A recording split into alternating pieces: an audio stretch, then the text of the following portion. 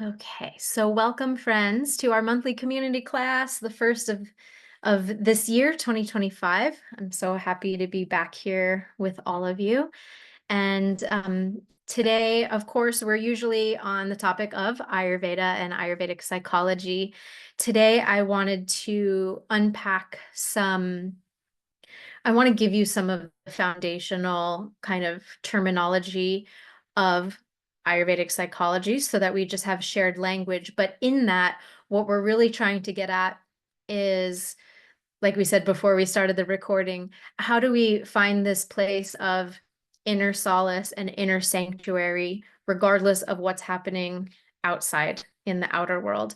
So the outer world is always subject to fluctuation and change and wild and crazy twists and turns. But our inner world, our inner world, let's just face it, is subject to the same things.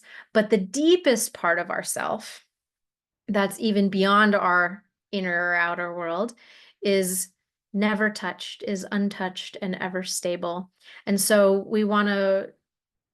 today, I just want to help contextualize that for you through the process of Ayurveda so that you can start to cultivate that place within you. And in that, this is a process of self-discovery. So, as we know, emotional patterns affect our physical health. And so how do we work through uncomfortable emotions? We named this class today, Witnessing the Waves. So there are always going to be waves of emotion and things under the surface as prompted by sometimes the outer world or sometimes habituated patterns of the inner world due to traumas or discomforts, things like that. But the relationship that we cultivate with those waves dictates how we experience them and how we are able to continue to move through life and in alignment with our highest goals in life. So we'll be talking about that along with regulating your nervous system with Ayurveda and just this concept of healing from the inside out. So I'm going to sing a couple of our invocation prayers that are just to set the stage of first, just of course, to honor my lineage of where I learned this Ayurvedic wisdom and tools and techniques and perspectives, and also to give you each a moment to just drop in to a place of deeper rest and solace within yourself. So I'll do a short prayer, and in that you can also connect to your unique spiritual connection, and then we'll dive into today's teaching topic. So if you'd like to, you can take a couple deep breaths and feel yourself kind of sit back into your seat and feel connected to the contact points beneath you, and taking a couple deep breaths.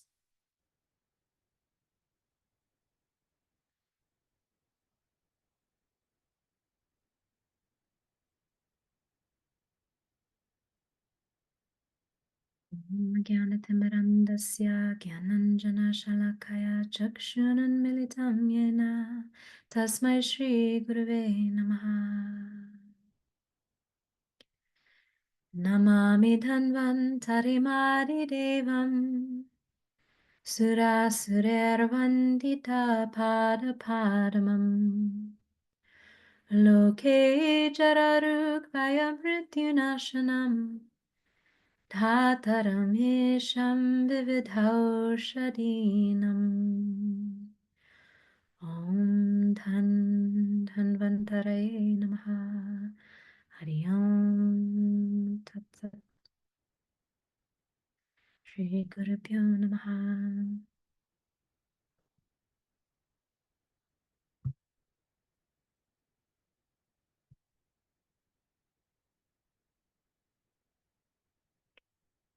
So hopefully you can see my screen. I'm going to dive right in here to a diagram.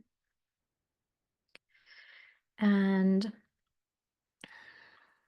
this concept of anta karana is what we typically in Ayurveda use this phrase instead of what we use in the West, we call mind. In Ayurveda, we say anta karana.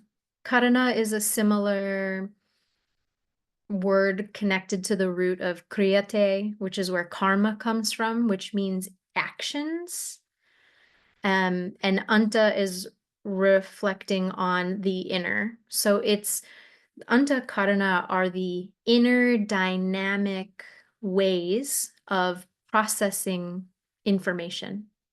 So the anta karana is sometimes what I call the subtle energy organ you maybe didn't know you had. So we are more the way that we perceive the world around us is bigger than mind. In fact, mind is one part of it, or what we commonly know as quote unquote mind. So one of my primary Ayurveda teachers is Dr. Vasant Lad, and he teaches this so beautifully through a diagram. And so in any given moment, this is we are looking at, say, an object. We can see an object or hear a sound or smell a scent, right? Any of our five sense faculties. This, for the illustration purposes, I'm just going to use one simple object, which in this case is a tree. And hopefully this is a new endeavor with using the whiteboards in Zoom. So let's see how the diagram comes out. So we take in the information through our senses of an object, and that impulse is carried into our inner sense-making faculties, if you will. And when we see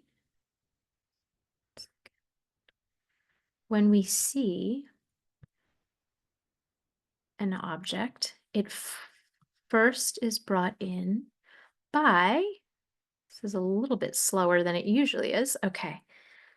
So prana is the first impulse of energy. So our eyes take in light in this is example of sense. The eyes take in light, and that light hits the back of our retina, it goes through, and it has an upside down image, and then our brain corrects the image to turn it right side up. And then we go through this series of faculties to recognize what the image is. So prana is first bringing a sensation into our awareness, first and foremost. After prana brings that sensation in,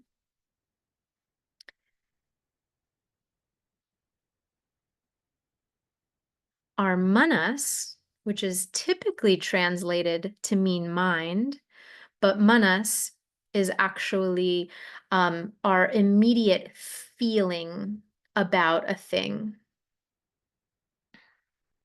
So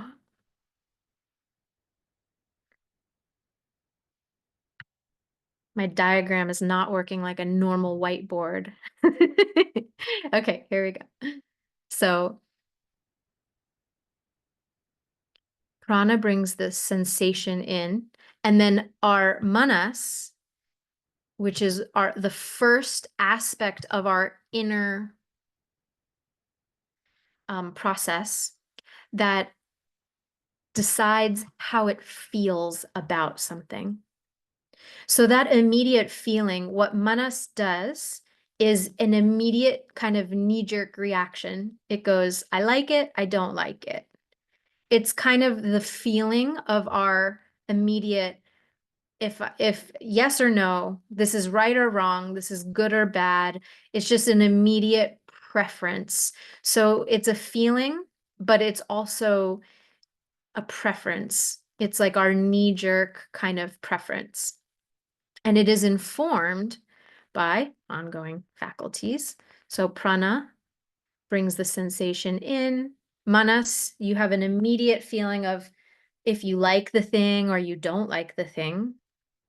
Buddhi is the next faculty in this flow of energy and of sense making. And buddhi is the part that does reasoning. So this is a little bit more the part of you that's connected to logic and sensibility. So the buddhi can override the manas to some degree because you're like, oh, wait, maybe it's a breed of dog that I normally would fear. And you see the dog, and then your instant reaction is like a pull away. And then you realize, oh, wait, that dog's not unsafe. And actually, it's kind of cute. So you kind of like lean into your immediate recoil or preferential feeling about a thing. And now the buddhi says, okay, actually, nope, that's safe. That's fine. So buddhi is the part of you that does reasoning. It's also translated to be the intellect. Also, buddhi is like a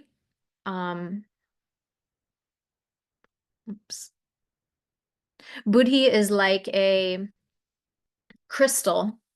So the crystal is clear, is shining through. There's light from coming through the other aspects of ourselves, which we haven't gotten to yet, that is shining through these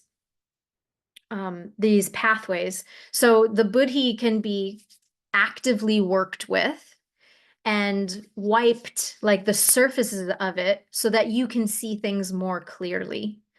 But buddhi is an aspect of us that these other faculties that we're about to show are influencing your ability to reason and your ability to recognize and the immediate feelings that you have about certain things. So these next two are kind of like recall and are influencing where your feelings come from. So smriti is the storehouse.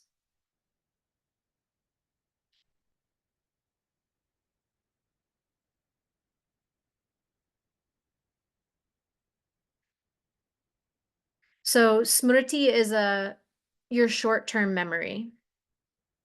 So we call this recognition. So you see an object, you have an immediate feeling about it, and then that is influenced by, oh, that's a dog. Oh, that's this breed of dog. Oh, that's a tree. Oh, that's a conifer. Oh, that's a pine tree. So there's an ability to distinguish things or recall and recognize things based on a memory bank that you have inside that is very much based on your conscious learning process. So that's one thing to remember with Smriti. It's your conscious learning process. Then there's the deeper, what we call in the West, like subconscious mind. And this is what we call in Ayurvedic terms, the chitta. The chitta is sometimes translated as consciousness, but it's more than that. Chitta is it's a storehouse of impressions. So it's deeper impressions, and it is especially it's understood that it's carried from lifetime to lifetime. It's also developed in most impact, in the biggest impact of ways, although it continues throughout your whole life, but it's very much impacted by your early childhood experiences. And this is sometimes called the subconscious mind. It's going to be really long, so I'm not going to leave it on here. So you can just write it in your notes. So chitta is sometimes called subconscious mind, but it is the image, it's the act of image making.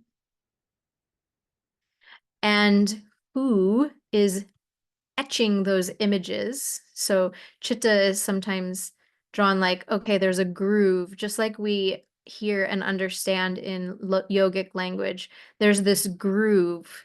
Every single impression that you've taken in through your eyes, through your ears, through your nose, through your taste buds, through your whole skin, all the nerve endings, this outlet of manovahasrotas, which is the channels of the mind, which has its connection to every single cell in your body. Every bit of information that has come into your being has made an imprint in the chitta. And so we call these samskaras or grooves. Now, samskara isn't a bad thing. It's not good or bad. It is just simply an impression. Every experience creates an impression on the nervous system, on the antakarana, on the chitta. And so Dr. Ladd says this very cute thing. He said, every impression creates a scar on the brain.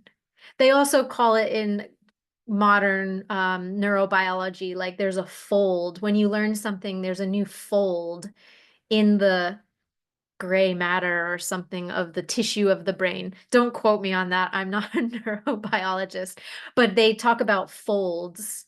So maybe that's connected to this concept of a groove or an impression, because there's an actual impression that becomes a part of us. And then, so that scar, the sum of all those scars or the sum of all those grooves is a samskara. So these are these impressions, and I'll put that word separately over here. So these impressions, and this is what we're working with when we're talking about, witnessing the waves. Witnessing the waves, this concept of healing these energetic aspects or habituated ways of being, thinking, feeling, they're actually inside of us as samskaras. They're grooves. Just like if you are to see the water running off in the from winter going into spring, or whenever there's snow melt, or whenever there's rain, the water patterns end up collecting and finding a groove. In fact, you'll see it on the sides of the roads if you ever drive on a road that has like a ditch on the side so that the roads don't flood out. And then if you look up in the hills, at least where I live in Oregon, we live in a very hilly place and we're in the valley. So the water comes from the mountains, and then it obviously these grooves form the rivers. But when it rains or there's like over and extra water, you find all these little areas that the water creates these grooves, and then they flow, and then they eventually join together. So it's kind of like that. A samskara is kind of like that. They're these habituated grooves. They're an area where your thoughts, feelings, and emotions all collect, and they follow the same habituated way of thinking, feeling, rationalizing, justifying, whatever it is. It can happen with anniversaries too, like anniversaries of grief or loss, or anniversaries of celebration and joy. That can be cyclical, connected to times of year, whether or not you realize it consciously. Somehow your body, because of the chitta, because of these grooves and this memory, they fall into a habituated way of being. And so who is creating the grooves? There actually is an aspect of us that is actually creating these grooves, and it's who we call the image maker.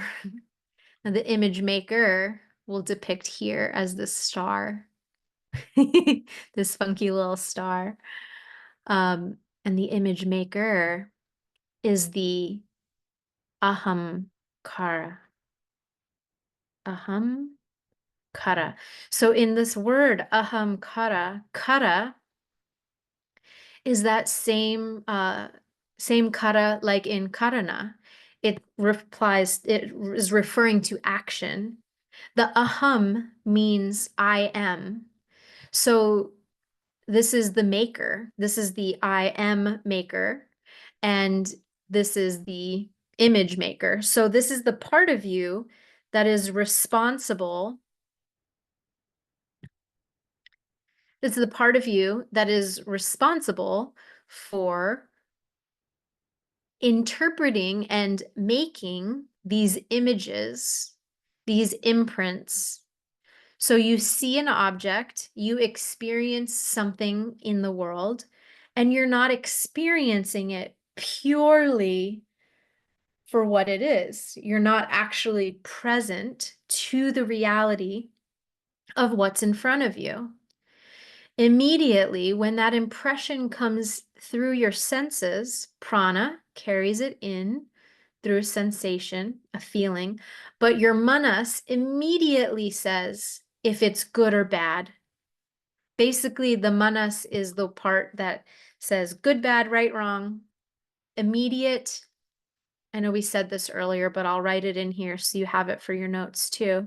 It's just like the reactive preference, immediate preference. So the notes are really bad because I don't know how to format things to look nicer on these Zoom boards. So forgive me for that, but hopefully you're still getting the picture here, the kind of bigger take-home message. So these sensations come in, but we are immediately flooded with our preference. We immediately either recoil or go, yes, we feel great about that, or no, I feel bad about that, right? That's the immediate feeling among us. And then really underneath all of it, it's our sense of self that has developed all of these layers to basically understand and interact with the world as it understands who I am and where I end and where everyone else begins. So we have to, it's learning and trying to figure out how to distinguish itself from life around it and how to properly engage with that. And in that process, since we've come here in these bodies to learn something, and because we wanted to come here in these bodies, we are given these sets of lessons and meaning makings from the ahamkara. So the ahamkara is the part that's actually just trying to understand who it is. But it's connected to the antakarana. It's looking out. It's going, I am this good thing or this bad thing. I am tainted by this thing that was uncomfortable. I am only vetting for my own sense of safety and security and feeling of separateness because it was a part of differentiation. So it's a standalone entity. Ahamkar means I am. If there's I and me, that's the identity. So, and it's drawing from, okay, it had an experience. That experience was either supportive or unsupportive to me as my person. So if I have an experience, and it is then decided if this is good or bad, and it is put into a certain smriti, a certain pocket of recognition that I can draw from and learn. Also, it learns just simple things like labels. Like as a kid, we're creating a storehouse of information. So we're like, okay, tree, dog, cat, pencil, cup. We're labeling things, which allows for communication and exchange and differentiation between me and cup. But the word cup is not the cup. The word tree is not the tree. So the label ends up being something that is in between us and the experience of it, because our habituated way of learning is that the I am maker, the ahamkara, is engaging with the world, trying to figure out what it is in it. So we have this storehouse of learned things, and then we have a storehouse of experiences. And those experiences can be blissful and joyful and pleasurable. And then we want more of that. So our chitta becomes ingrained, that we want to go towards more of that. Or we have experiences that have been painful, uncomfortable. And so then our chitta's like, or the ahamkara is like remembering this storehouse of things. So it wants to say less of that. And then we get into this dynamic, which is the cause, according to Ayurveda, the cause of illness and disease, which is ragadi rogan. And we talked about this in a class last week, as some of you attended. But raga, this habituated feeling of I want to, craving and aversion, we call it, and you'll hear that a lot, that language, craving and aversion, a lot in Tibetan Buddhism as well. So I want more of what is pleasurable and I want less of what is painful. So this ends up being, when we identify the ahamkara, our personality, our limited sense of uniqueness and sense of self, when it identifies with all of these things that we just drew out here on the board, its sense of self is looking outward and it's identifying as all these things. So then it happens when it's a good day, I'm good. And when it's a bad day, I'm bad. When it's a pleasurable thing, okay, I'm okay. I need more of that. But then when it's a season of lack or pain or sickness, I'm not okay. So we have this language of I am this, I am okay, I am not okay. And it's all based on the ever-changing fluctuations of the external world. And we know, like, just by looking out, and we checked in before this class on all the seasonal differences of where we are right now. And many of us are in winter. And so it's winter, it's dark, it's cold. It's a time where the plants aren't thriving, they're growing really slow. Things feel heavier, things feel denser inside of us and outside of us. But what we always know, what season always follows winter? Spring. Inevitably, things start shifting and changing, and then the flowers bloom again, and the fruits bloom again, and everything ripens again. So everything in the external world is always in fluctuation and change. And so if our ahamkara is hyper-focused and hyper-fixated on its sense of identity being in that which is always changing and that which is always subject to change and transition, then there will always be a sense of suffering, or we will always be seeking for stability inside of an arena, the external world, that can never provide us real stability, because as soon as we are born into these bodies, we are inevitably going to leave them. So it's understood in Ayurveda that birth and death are two sides of the same coin. So if we fight the fluctuations which make up the very foundation of our existence, we are only doomed to be discontent because we're seeking for stability in a world of change. It's the very definition of insanity. So, what do we do instead? Well, there's an aspect of this antakarna graph that I haven't shown you yet. And that is the opportunity that the ahankar has um, to redirect its sense of self and to reprioritize its sense of I amness.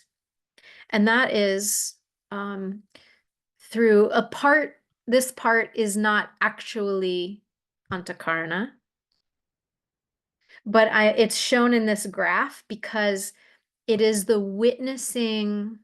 This is supposed to be a flame, by the way. We'll see if I could draw it. That's not bad.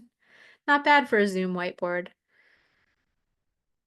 So the Atman is the soul.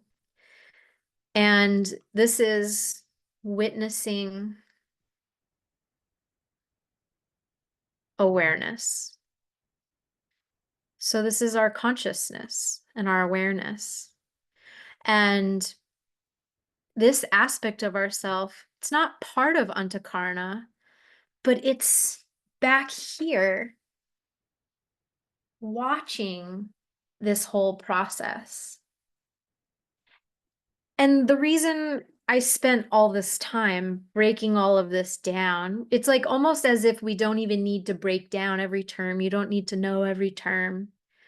But I've found it to be empowering to understand these different pieces because it helps slow down. So therapeutically, we can actually slow down and recognize with more nuance the stages of how these impressions are made and not take it so personally when an impression or something feels like activated in our mental emotional body, because we can go, oh, that's not me.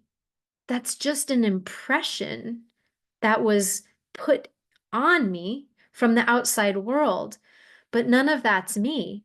Actually, behind this whole experience that I've been having through Shabda, Sparsha, Rupa, Rasa, Gandha, which are the five senses, every impression that's come into me has not been me either. It's a process therapeutically, or it's not therapeutic, but in Ayurveda, we can call it therapeutic because everything in Ayurveda is therapeutic. But there's the process called neti neti. I am not that. So there's like a whole realm where we could be like, oh, you see that tree? Well, I am not that. But also, even without negating and without the labels that my chitta or my smriti puts on things, I can actually just also tune in and sit and reside in the place of pure witnessing awareness. Pure witnessing awareness is just fully present with this beauty and texture and color of the tree and the birds flying in and out of it. Now I'm actually really there. Now the real me is really there. Not the ahamkara, who's the personality at the forefront, defining what everything is and how I should relate to it and what it is and writing it off as I already know that. By the way, the biggest deterrent to your health and well-being and spiritual development are two words. And these are two words of the ahamkara. And I'm not saying ahamkara is evil. Ahamkara is actually a very beautiful servant to the soul. But I think you need to know these two words. What are the two words that are the biggest deterrent to your growth and your spiritual growth, but also just the growth of your being and progress in life, in health and well-being in all arenas? You can take a stab at it, but I'm going to write them right here too. If you want to type them in the chat, I'm going to pause for a second. What are the two words? It's one phrase. The two words that are just the biggest deterrent. These words come from ahamkar, essentially. And those two words are, I know, because the ahamkar is here to learn and it wants to find an endpoint. Because the ahamkar measures. measures things. And the only things that are measurable are things in the material world. The infinite is immeasurable, is beyond time, beyond space. It's incomprehensible. But the ahamkar wants to think, I already know, because again, it's looking for some semblance of stability. If I know, then I'll be okay.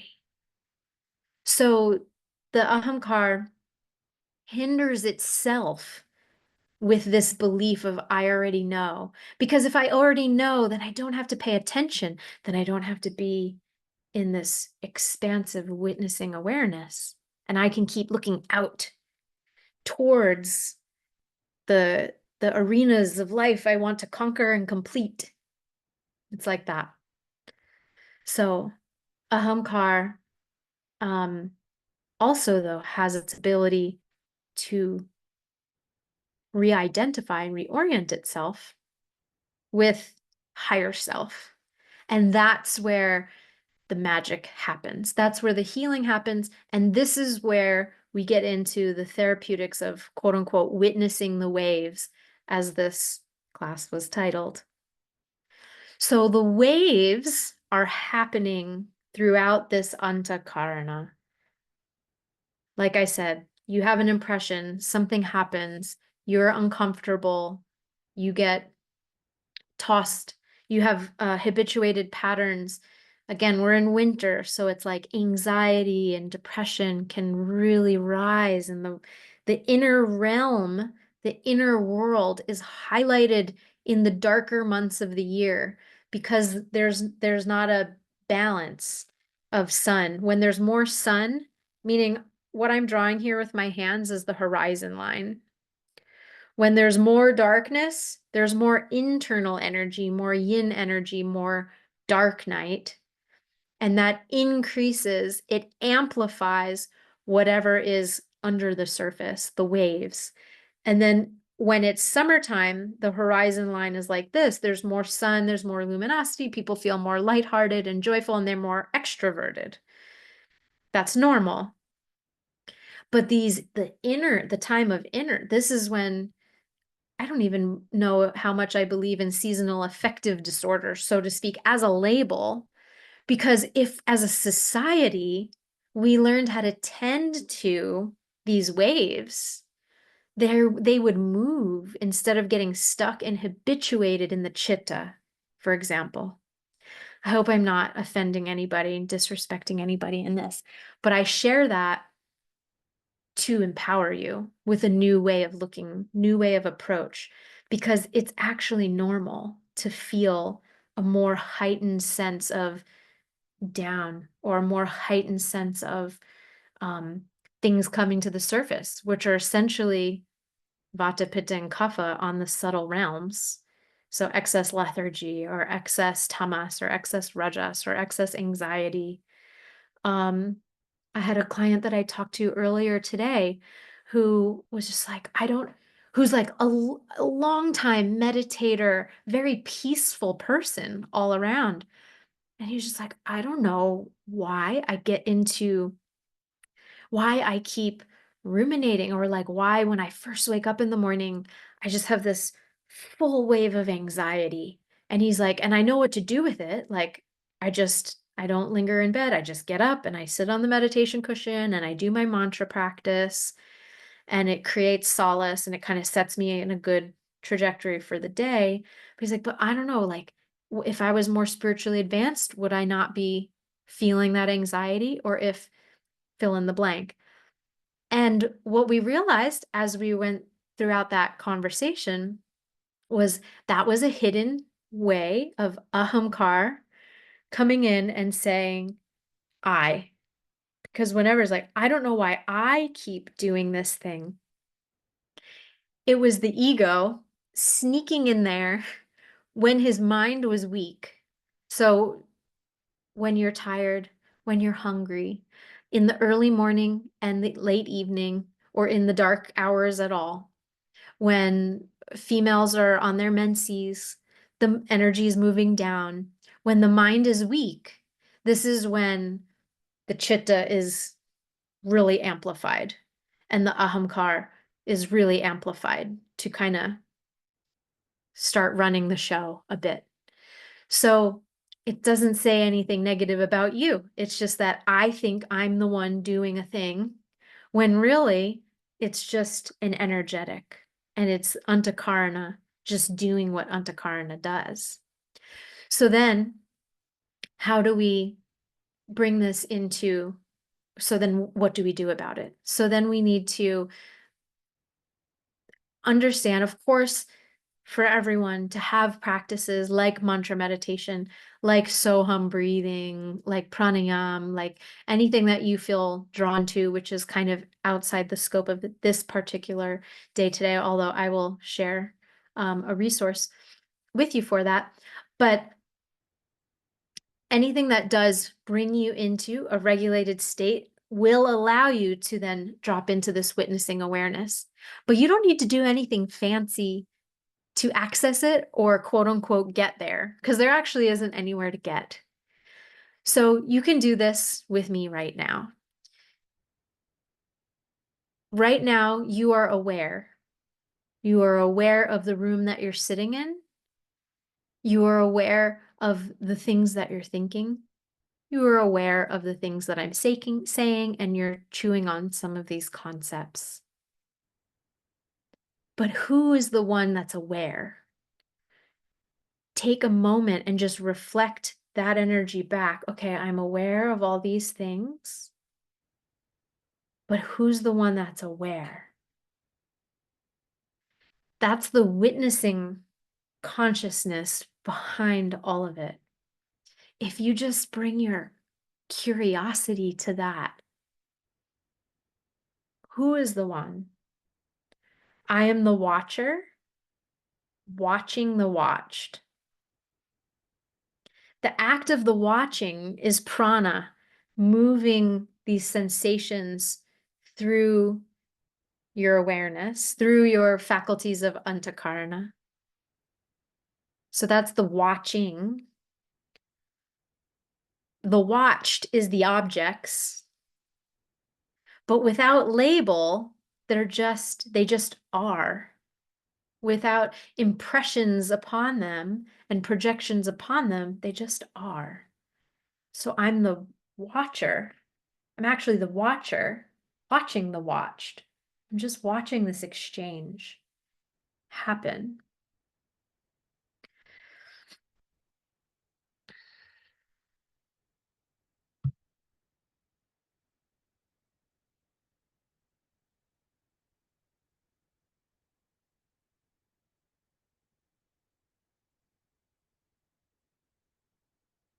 So then therapeutically, and thank you for your question, Becca. Becca wrote, I'm trying to understand more about ahamkar.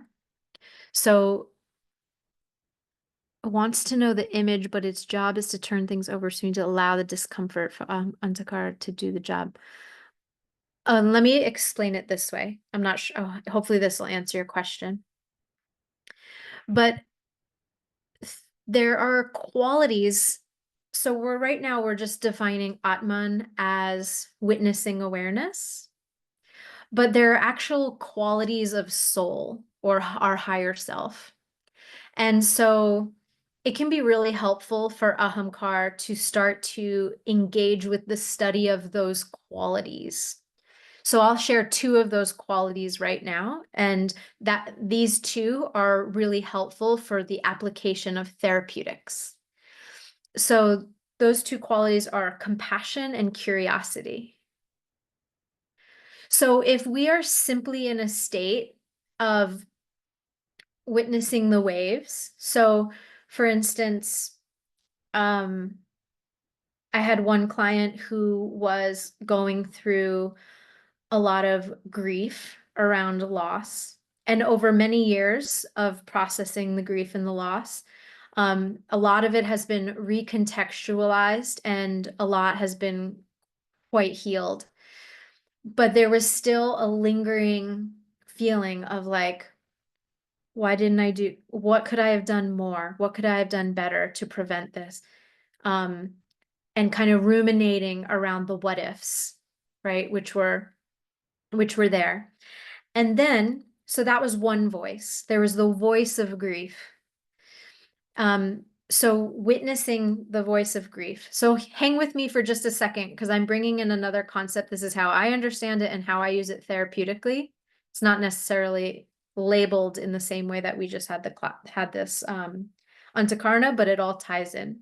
So we have this voice. So we identify the essence of that voice by saying, okay, this is the part of us in grief that actually really cared about this person that we lost, and what could I have done better, ruminating around that. But then there was another voice that came up for her that was like, well, you already feel really connected to the loved one who you've lost. You're really connected to their spirit. You know they're in a good place. You've talked to a medium. You feel like absolutely, totally certain on almost every fiber of your being that they're fine, and you can still communicate with them, and you still have this loving relationship that cannot be touched. So, but if I really believe that, then I shouldn't feel this grief. Okay, so there was that voice. Then there was another wave, another voice that said, well, the reality of, all these things we've studied over the years, and nervous system regulation, etc., and it got all analytical. So there were really three voices. And some of them were, you shouldn't feel like that. If you were more healed, you wouldn't be thinking these things. So there's now four voices. So, but the first voice was the pure wave coming to the surface, which was just an honest, authentic wave of grief based on, I wish it was, what it was actually communicating is, I wish there was more I could have done because I just miss this person. Then it was layered on top of all these other voices. So for therapeutics, witnessing the wave or sitting in the seat of Atman, or as we're describing in this model, is actually simply to say, I'm not going to engage with all the voices. I'm actually just going to be with the one that is, it's coming to the surface. The way that this looks is, imagine your child or a loved child in your family. The child runs around and falls and scrapes their knee and comes to you crying. Now you can hold the child, and you can say, and that if you just hold the child, and maybe they'll say a whole bunch of things, or they'll cry, and eventually the next season comes, winter turns into spring, the next season comes, and they calm down and they feel better. Or maybe it's still a little tender, but they're not having a big emotional reaction. That's how the soul, or curiosity and compassion, would interact with that child.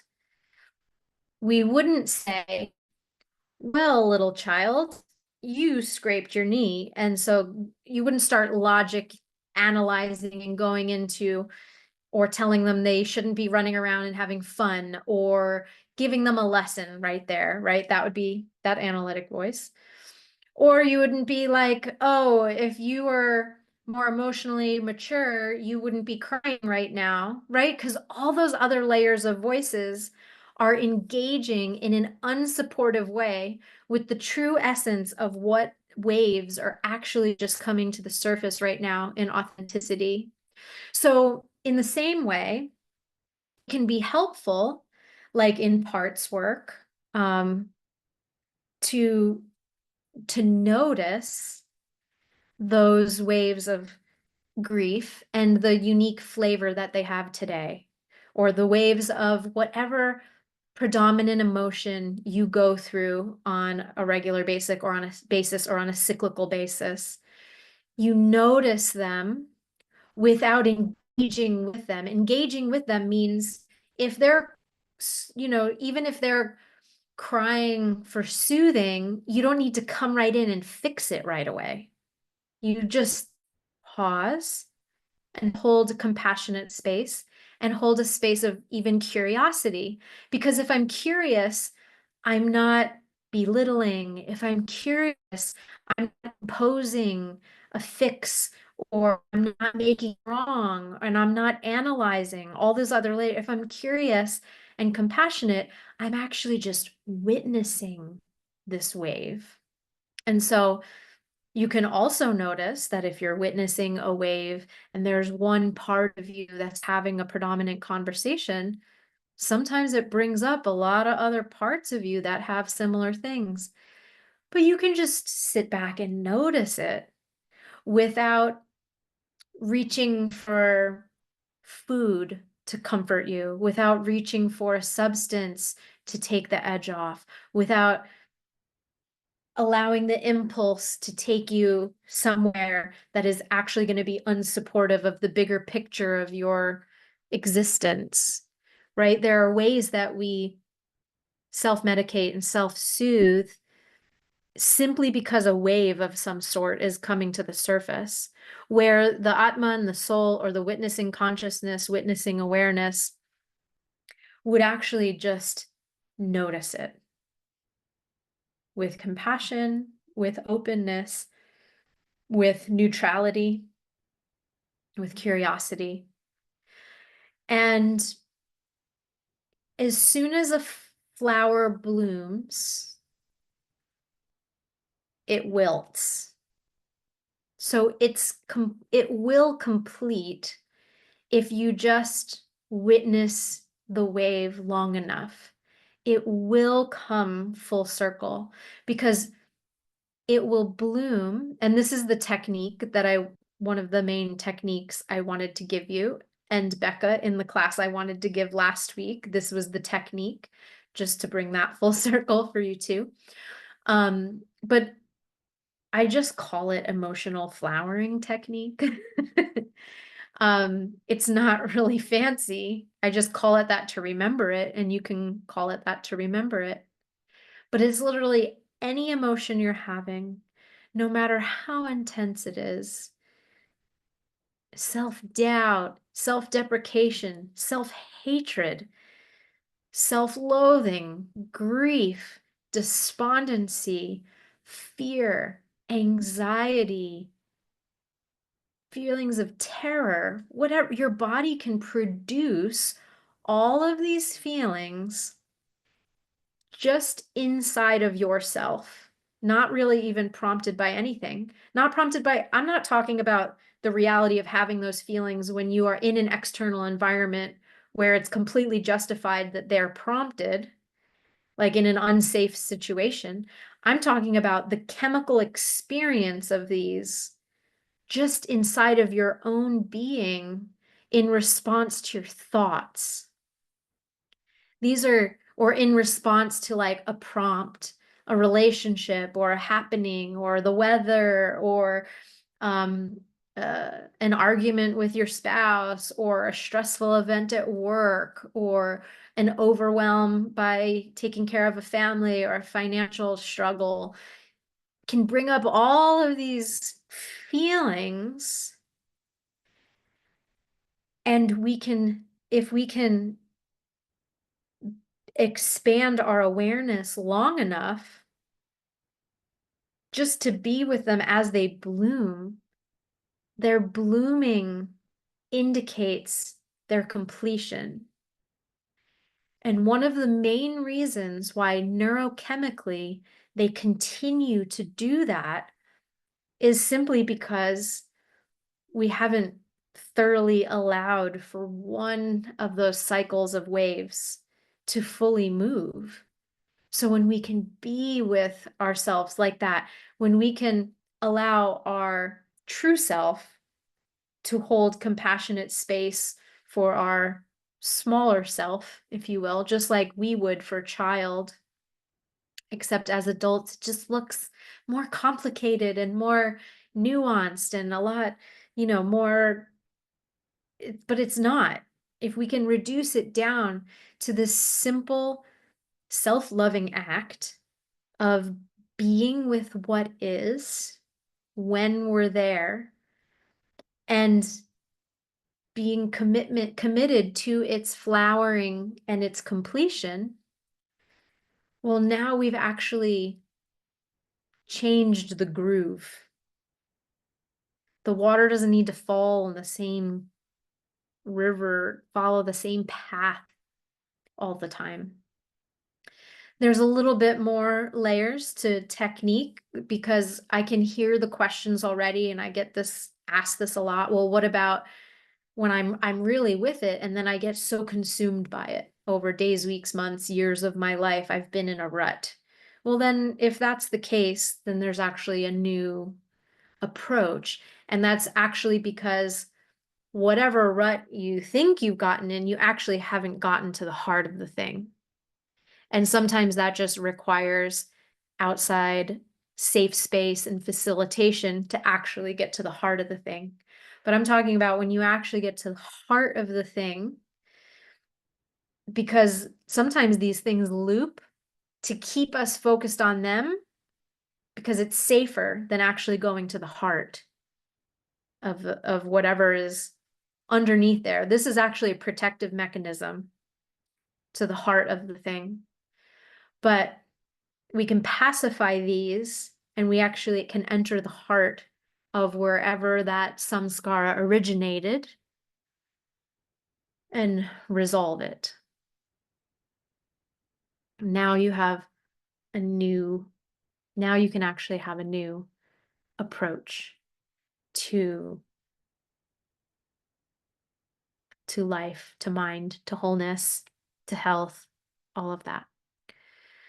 So much more I could say on all of this, but I want to pause there and see if we have any questions. And we're 1 hour in. Usually I do these as 1 hour classes to an hour and a half so that we have time for Q&A.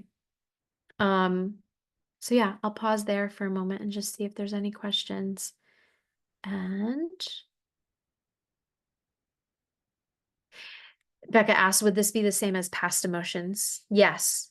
Yeah, because kind of what I was just saying about there's some loop that happens here, but then there's like a deeper core so usually all of them are habituated in some past emotional imprint that we have to like break free from that pattern, so to speak. But I've just found that even that language, break free from the pattern, that's kind of the result we want. But it actually doesn't have to be with force. In fact, it's usually not most effective through force because it's the same kind of caustic friction that created it in the first place to some degree. So it's usually a softening, or at least in the approaches that have worked for me and my clients most effectively, it's like a ripening and a softening. And yeah, Jennifer says loving acceptance. It's like creating more and more space where whatever is under the surface can be like these layers can be peeled back and in a really refined way resolved.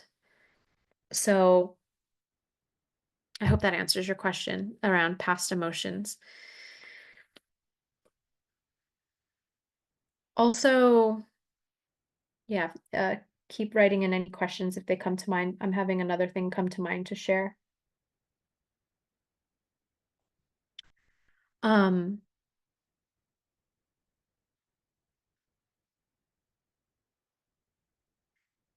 So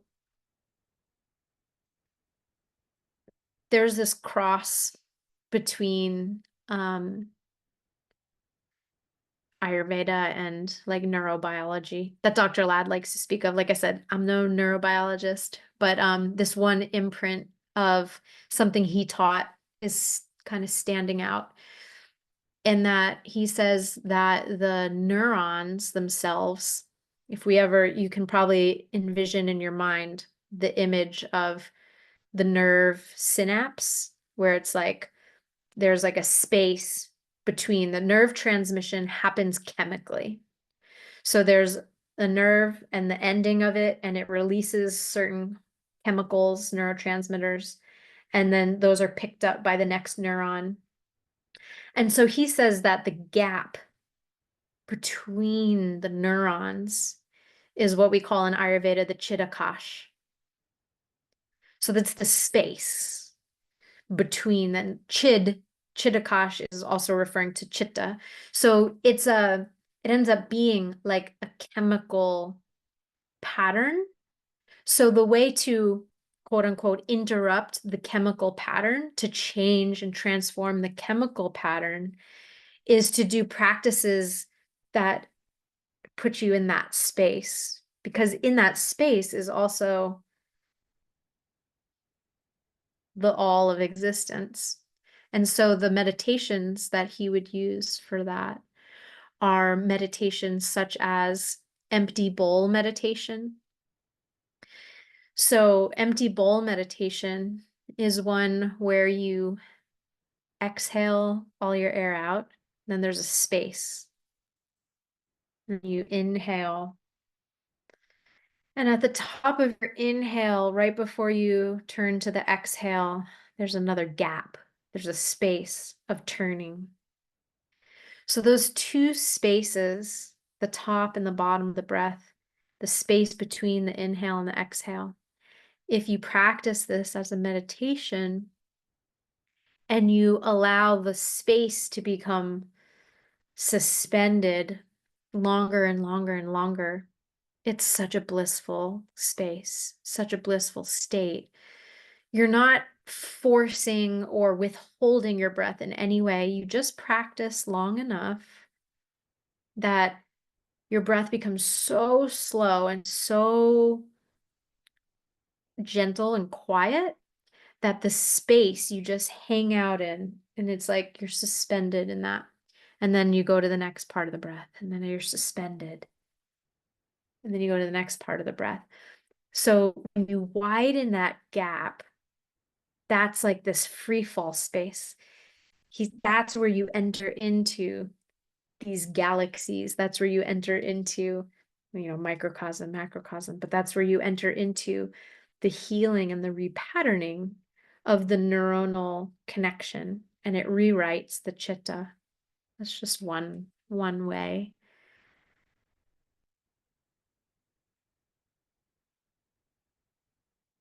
Eli says, would our values be a pattern? Are there absolute things like the true, the good, the beautiful? I'm looking for how we discern where we want to focus or avoid focus. Yeah, beautiful. So, values can be influenced, just in that language, values can be influenced by the common culture, by society. They can be influenced by spiritual righteousness, like all kinds of beautiful things. So the values can be, they're programmable and influenceable from different places. So in terms of how to discern, where to focus or avoid focus, in the Vedic teachings, I can't really tell you from other traditions, but the Vedic teachings and reading the ancient Vedic text is one of the most beautiful ways. Of course, it's up to, interpretation, but there's just a lot of purity, simplicity, and beauty there. Not in terms of values per se, but for instance, if I was going to direct you to any single text to study, it would be the Bhagavad Gita, because most of our foundational teachings of Ayurveda come from the Bhagavad Gita. And there's a whole section, there's many sections in the Bhagavad Gita that actually specifically point us to qualities that we want to develop in ourselves that align and discern. Like there's specific discernment piece that I think you're speaking to as the Bhagavad Gita unfolds. And in terms of translations of the Bhagavad Gita, it's kind of just read all of them and learn the Sanskrit, because the different chapters and verses and stuff are going to be interpreted differently because they're Sanskrit words. So any Sanskrit word you can unpack in so many different ways.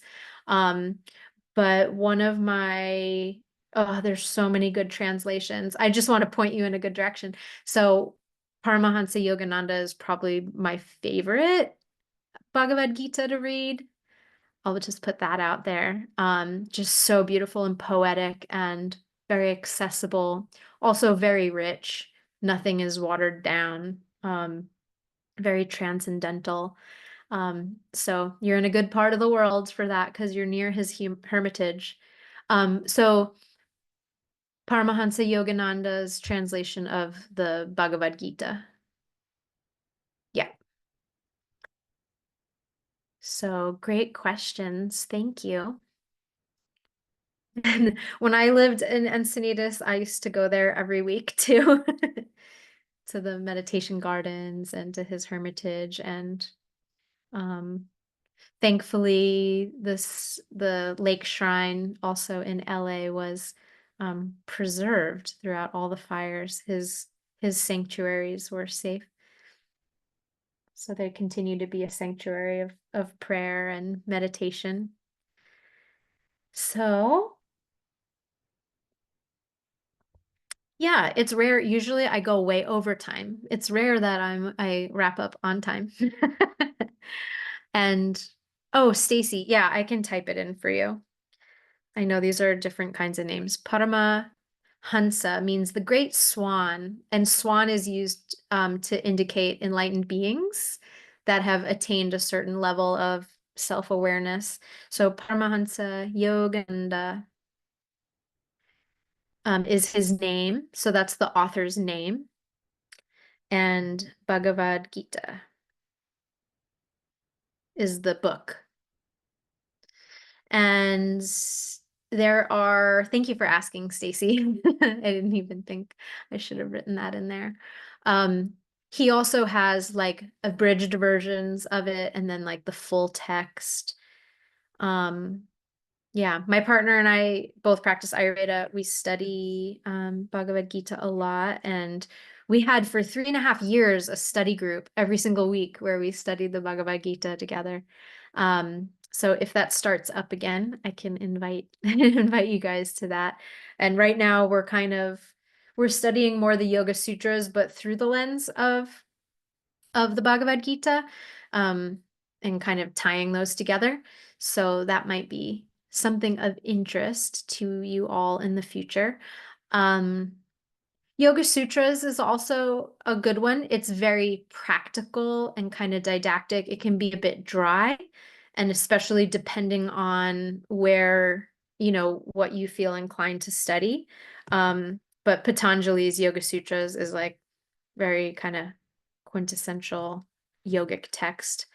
And yoga and Ayurveda are pretty much non-different. It's just that yoga is more focused on the spiritual path and the ascetic path in a way. And then Ayurveda is more about the embodiment path and the healing the body for the awakening of consciousness.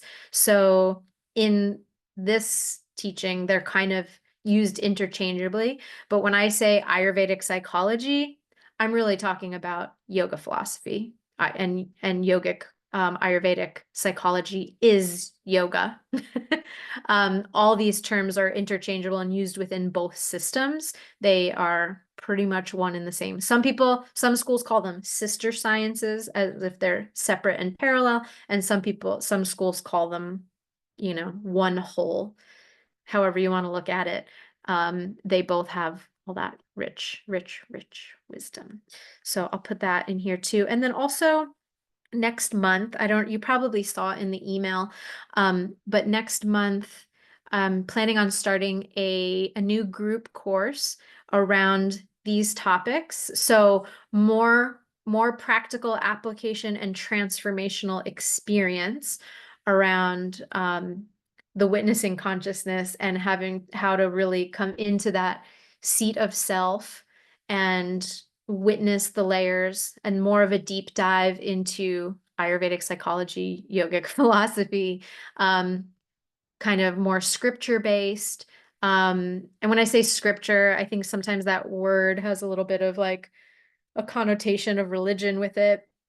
It's not like a religious text per se, although some religions use it, but like it's yogic, meaning they're actually the steps for becoming a self-realized being. And a self-realization is the level of like realizing, like fully realizing the self, meaning your your ahamkar is fully identified with Atman as its self. Like that's its identity is spirit, but not just as a thought, as an entire way of existence and being in a fully embodied lens of experiencing the world around you. But the good news is you don't lose your all the personality and unique quirks that you have about you um, are all utilized on this path. So it's not like, you know, as Yogananda is a great example because what a there's certain qualities that these saints and sages embody that are similar in terms of when you're in their presence, they just feel like expansive eternity is looking right into your eyes. You just feel like fully seen in the most loving, compassionate way, right? There are certain things that they hold similar. They're completely humble and in service to others, in service to life. And yet they all still have their beautiful artistic way of being in the world, relating to the world, describing, etc. So the the the the ahamkar is not the best driver of your chariot, but it's a great ally. Like the soul as the master and the ahamkar as the support, if you will. It's better than the other way around, because the other way around, the ahamkar gets confused and drives us off a cliff into like all the realms of confusion and bewilderment in this material life, where as an ally to higher spiritual purposes, now the whole universe opens up for beauty and all of that. And so I don't know if anything that I'm saying makes any sense to you all, but I hope somehow that today's class has supported you. And I look forward to, yeah, supporting more of you. For those who want to go deeper into the study of this in a really more tangible way and in a way that can help unearth whatever those deeper things are for you beneath the patterns, like we talked about, because once those are free, so much energy frees up, and now you're really on your path. And so yeah, more info about that will be coming up. You can send me an email always for any questions, or I did have everyone do this on email. I'll send out the recording of this tomorrow, and you can reply to the email and just reply with the word freedom if you're interested in this new course for inner freedom. And if you want, in case for some reason you don't get email or you forget it, if you want to put your email address, you can type it to me here, like in a private message, or you can just email me at hello@alicialyndiaz.com. And if I don't already have your contact info. So hello@alicialyndiaz.com is my email address. So you can just simply write freedom, and then I'll put you on the wait list for the group course, and you'll be the first to know, and there'll probably be some kind of tuition discount kind of things as time goes on for the early bird peoples. So we'll look at that. So I'll get you that info if you're interested. Would love to have you. So lots of love to you all. We'll say one closing prayer and then wrap up for today. Loka samasta sukhino bhavantu. Om shanti shanti shanti. Hari Om Tat Sat. Blessings. Um, I'm going to end the recording here. Lots of love to you all.